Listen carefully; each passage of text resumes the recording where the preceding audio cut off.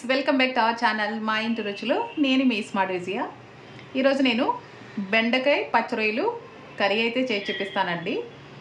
బెండకాయ పచ్చిరొయ్యలకి కావలసిన పదార్థాలు, తయారీ విధానం ఎలాగో చూద్దాము.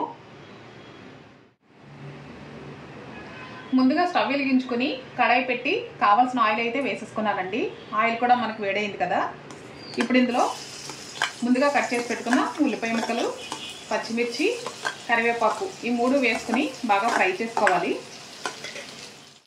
ఉల్లిపాయలు ఇలా ఫ్రై అయిన తర్వాత ఇప్పుడు బెండకాయలను కూడా వేసి ఒక 10 నిమిషాలు అయితే మగ్గనివ్వాలండి. బెండకాయలు అయితే మనకి మగ్గాయి కదండి. ఇప్పుడు ఇందులో టమాటాలు కూడా వేసి బాగా మగ్గించుకోవాలి. త్వరగా మగ్గిపోతాయి కదండి. నేను పెద్ద ముక్కలు అయితే కట్ చేశాను, కావాలంటే చిన్న చిన్న ముక్కలుగా కట్ చేసుకోండి.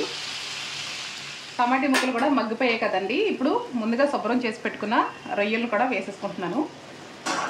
రొయ్యలు కూడా వేసుకుని బాగా కలిపేసి మరొక 5 నిమిషాలు అయితే మగ్గనిద్దామండి.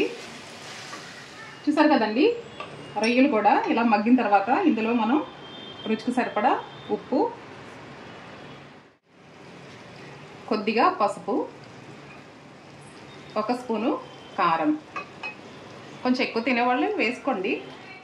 ఇవన్నీ వేసుకుని బాగా కలిపేసిన తర్వాత కొద్దిగా వాటర్ అయితే వేసుకోవాలండి.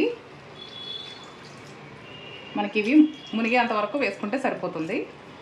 మనం దీన్ని మూత పెట్టేసుకుని మీడియం ఫ్లేమ్లో పెట్టుకుని ఒక 10 నిమిషాలు అయితే ఉడికించుకుందామండి. ఒక 10 నిమిషాలు అయితే అయిపోయిందండి. ఇప్పుడు మనం ముందుగా కడిగి నానబెట్టుకున్న చింతపండు పులుసు అయితే తీసి పెట్టాను. ఇప్పుడు చింతపండు పులుసును కూడా వేసేసుకుందాము. మరీ ఎక్కువ వేసుకోవద్దు, ఎందుకంటే ఆల్రెడీ మనం టమాటీలు వేసాం కాబట్టి పులుపు సరిపోతుందండి. ఇప్పుడు మనం మీడియం ఫ్లేమ్లోనే మరొక 10 నిమిషాలు దగ్గర పడేంత వరకు అయితే ఉడికించుకోవాలి.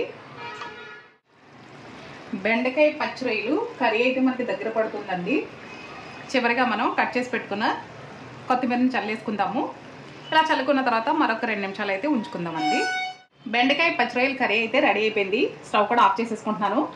టేస్ట్ అయితే చాలా బాగుంటుందండి. ఈ రెసిపీ మీకు కూడా నచ్చిందని అనుకుంటున్నాను. నచ్చితే తప్పకుండా మీరు ట్రై చేసి ఎలా వచ్చిందో నాకు కామెంట్ చేయండి. నచ్చితే లైక్ చేయండి, షేర్ చేయండి. నా ఛానల్ని ఫస్ట్ టైం చూసినట్లయితే సబ్స్క్రైబ్ చేసుకొని సపోర్ట్ చేయండి ఫ్రెండ్స్. మరొక రెసిపీతో మళ్ళీ మీ ముందుంటాను. Thanks for watching. బాయ్ అండి.